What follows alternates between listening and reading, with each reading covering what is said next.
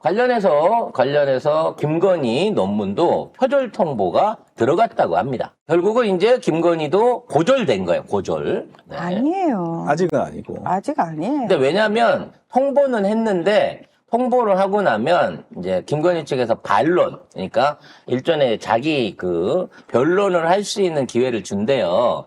근데 그거를 할 이유도 없고 하지도 않을 거기 때문에 자동으로 이 숙명여대 석사 논문 날라가고요. 석사 논문이 날라갔으니까 박사 논문도 자동으로 날라가는 거거든요. 당연하죠. 그러니까 박사의 자격 요건이 석사여야 되거든요. 그렇죠. 석사가 돼야 박사를 할 수 있는 건데 거죠. 석사가 무효되니까 당연히 박사도 없어지는 거죠. 건데 중요한 거는 아직 경기대 졸업과 관련해가지고는 네, 그거는 아직 뭐 얘기된 거 없어요. 경기대 졸업까지는 나오겠군요. 그럼요. 예. 네. 근데 이제 이 3년간 조사했잖아요, 숙명여대가. 요번에 총장이 바뀌면서 이제 이거 하겠다 해가지고 당선이 됐는데 조용했어요. 네, 그러니까 문시영 교수 총장이 좀 조용해가지고 우리가 뭐 하는 거냐. 그리고 민주동문회도 막 따졌거든요, 총장한테. 그렇게 했는데 이제 숙명여대가 이게 그 결론을 내리고 표절이 있었다 결론을 내리고 김건희한테 이거를 통보를 했는데 수치 거부? 서류를 안 받아. 안 받는다. 그래서 안 안 받아도 일정 기간 동안 안 받으면 인정이 되기 때문에 확정이에요, 그렇게 되면. 확정이 되기 때문에 아마 1월 중순 이후로 해서 김건희의 그동안 가짜 논문, 표절 논문에 대한 것들은 전부 다 무효 처리가 될 것으로 근데 보여집니다. 그때 이 표절이라는 부분 빨간색으로 칠한 거 있거든요. 이거 봐. 이게요. 60%에 60%. 야, 빨간색이 더 많다. 뭐? 전체 논문의 60%가 복붙이라는 겁니다. 파울 클레 회화의 특성에 관한 연구라고 합니다. 숙명여대 교육대학원 석사과정. 그래서 실제적으로 이제 저 표절에 대한 게 일어나고 저게 인정받는 거 보면 끈떨어졌다. 이 정권의 힘이 다 했다라는 거를 보여주는 일종의 말로가 아닐까라는 생각을 해봅니다. 그래서 그런지 건진법사 관련한 영장도 다시 재청구가 됐다고 합니다. 요거 관련해서는 제가 따로 설명을 드릴 부분이 있는데 이게 이제 원래 건진법사 관련해갖고 요거에 대한 거는 중앙지검에서 요걸 따갖고 갔어요. 근데 지금 영장을 다시 치고 있는 거는 남부법원, 우리 재판을 받고 있는 남부법원에서 이거를 다시 친 겁니다. 그러니까 중앙지검으로 따간 거는 무혐의로 빼주려고 했는데 남부법원이 추가로 친 거예요. 그럼 왜 그랬을까요? 사실은 남부법원이 오랫동안 건진법사 관련된 뇌물수수에 관련된 조사들 내지는 기소를 준비해 오고 있었어요. 지금 여기 있는 것 추가 기소된 거는 이 기도값이야. 그러니까 구태준값. 기도값으로 1억 5천을 받은 거. 요걸 갖다가 이제 정치자금으로 인정을 한 거거든. 그러니까 중앙지검에서 받아가가지고 이거 국회의원, 아니, 지방의원 출마자의 돈을 받아서 전달해준 과정은, 그거는 직접적으로 아무것도 안 먹었다라고 했기 때문에 그거를 풀어줬던 거예요. 근데 갑자기 구태준 돈.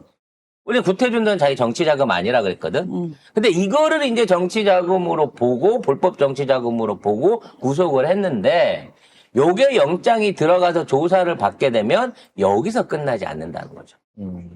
지금 남부지검 안에는, 남부지검 원래 경제에 관련된 그거를 전문적으로 하는 부서예요. 그래서. 가상자산 범죄 합동수사단. 네. 그래서 요런 류의 일종의 이제 경제범죄류들을 전문적으로 다루는 데가 남부지법입니다. 그래서 무슨 쌍방울 관련된 것도 하고 있고, 여기 루나 이거는 미국으로 보내기로 했지만 아무튼 그것도 남부지방 법원에 배정이 돼 있고 그리고 증권 관련한 거나 뭐 이런 것들도 김건희 같은 특이한 케이스를 빼면 전부 다 남부법원에서 진행을 하거든요. 그래서 남부법원은 아마 이번에 굿값뿐만 아니라 추가로 다른 류의 정치자금 내지는 다른 류의 그 뇌물을 받은 정황을 고발하려고 준비를 하고 있다는 거예요. 여기에 연관돼 있는 게 쌍방울 김성태와 김성태 그 쌍방울 그룹의 협조자인 KH그룹입니다. 그래서 요 관계가 틀어지게 되면 그동안 몇 번 저희 방송에서 언급해 드린 적이 있는 50억대 탱화 문화재, 그러니까 탱화 관련된 뇌물 제공 이런 것들이 이 김성태하고 건진의 연결고리로서 드러나게 될 가능성이 커지고 있다는 거죠. 따라서 대북송금에 관한 이제 김성태의 주장이라든지 그와 연관됐던 뭐 북한에 돈을 보냈네 어땠네 이거는 지금 이화영 부지사 쪽은 그 실제로 북한에 대납한 걸로 지금 저쪽 법원이 판정을 해가지고 유죄를 때렸잖아 이화영한테는. 요거에 대한 것도 조만간 뒤집혀지게 될 가능성이 높다는 거예요. 쌍방울에 대한 조사가 건진을 통해 갖고 들어가게 되면. 그래서 요것도 앞으로 매우 관심을 갖고 지켜봐야 될 사안 중에 하나다라는 점은 미리 공지를 드리겠습니다. 관련된 쌍방울과 건진법사와의 주고받은 뇌물 관계 얘기들은 저희가 첩보가 계속 들어오고 있으니까 올라오는 대로 여러분들에게 더 자세히 알려드리도록 할게요. 네, 남부지검요. 맞습니다. 자, 그리고, 일본에서 갑자기 윤석열의 음주 그 습관에 대한 사설을 썼어요. 이게 왜 그랬는지 모르겠는데, 자, 사설의 내용 한번 읽어볼까요? 자, 아사히 신문이 7일 윤 대통령과 여러 차례 식사를 한 적이 있는 한 전직 장관 등을 인용해서 지난해 4월 총선 전후로 계엄령을 언급하는 빈도와 술의 양이 늘었다는 보도를 내놨습니다. 4월 이후에 스트레스를 많이 받은 거예요. 네. 윤 대통령은 서울 종로구 삼청동 안가 등에서 열린 술자리를 자주 가졌고 삼겹살 아주 구체적으로 나옵니다. 삼겹살 등을 안주로 삼아 소맥을 즐겨 마신 것으로 전해졌다고 합니다. 그리고 취하면 야당 인사뿐만 아니라 여당 인사들까지 맹비난을 했다고 합니다. 그래서 그 전직 장관은 아사히에게 계엄령 언급은 스트레스를 많이 받아 농담인 줄 알았다며 보통은 소주도 맥주도 반잔 정도 따라 마시는데 대통령은 20잔 정도를 가득 따라 마셨다고 말했다고 합니다. 윤 대통령의 술자리는 종종 새벽까지 이어졌고요. 대통령 전용 시설을 경비하는 담당자들로부터 장시간 근무에 대한 불만의 목소리도 나왔다고 합니다. 밤새도록 안가 가서 술을 퍼마시는 동안 밤새도록 그걸 또 경호를 해야 되는 경호처 직원들 정말 짜증날 노릇인 거죠. 저는 아사히는 그래도 일본 언론들 중에서 약간 진보적이다라는 평가를 받는 신문이거든요. 아사히 신문은.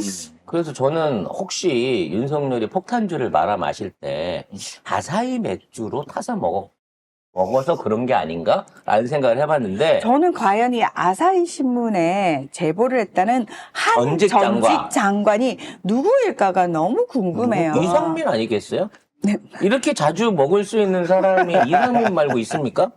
근데 이 기사에는 지금 언급이 안 됐지만 레시피가 공개가 됐어요. 그래갖고 이게 비율, 우리가 흔히 말하는 소맥의 비율이 나온 거지. 근데 특이하게도 이 소주를 가득 채우고 맥주잔도 가득 채운대요. 그 상태에서 소주잔을 빠뜨리는 거야. 그러니까 그 양쪽 잔을 이렇게 우린 이렇게 따라서 이렇게 채우는데 양쪽을 다 완전히 채워갖고 거기다가 퐁당 빠뜨린다는 거야. 그럼 술이 넘치잖아요. 표면 장력 때문에 안 넘쳐요. 이렇게 진짜요? 그래서 제가 어제 궁금해서 그 레시피로 어저께 저녁에 술을 먹어봤습니다. 세상에 맛있어. 네. 아무리 윤석열의 방식이지만 맛있었어요. 아휴. 아무튼 근데 요걸로 해갖고 20잔을 마셨다는 거는 혼자서 20잔을 마신 거니까 아무리 못해도 맥주 7, 8병에 소주 2, 3병을 혼자서 밤새 퍼마신다는 겁니다. 그게.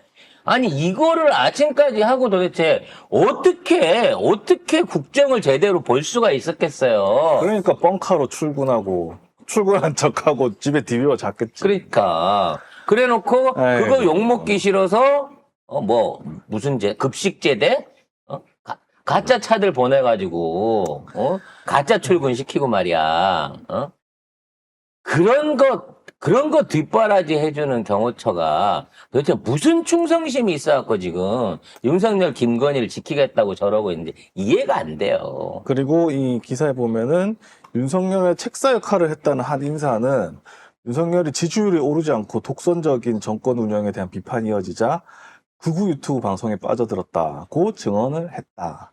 그래서 윤석열한테 유튜브 말고 주요 언론 논조에 관심을 기울여야 된다라고 하니까 면박을 당했다라고 전했다. 소리 질렀대잖아.